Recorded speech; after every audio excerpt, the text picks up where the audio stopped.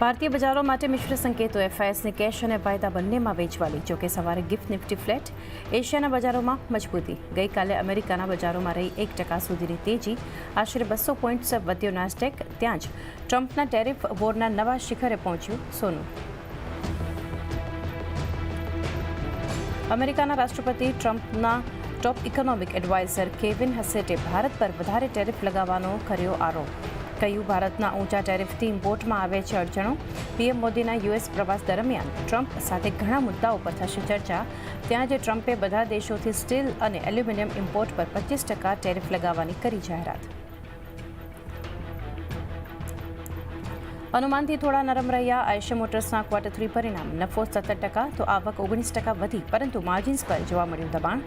ત્યાં જ એસ્કોર્ટ્સ ક્યુબોટાનો નફો 8.5% વધ્યો. માર્જિન્સમાં પણ મામૂલી નરમાશ.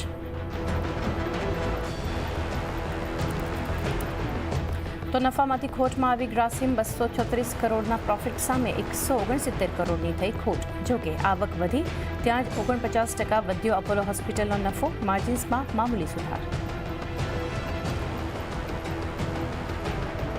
અને આજે આવશે બર્જર પેઇન્ટ્સ, લ્યુપિન, આઈઆરસીટીસી સહિત 7 વાયદા કંપનીઓના પરિણામ. 30% વધી શકે છે લ્યુપિનનો નફો. માર્જિન્સમાં પણ સુધાર શક્ય.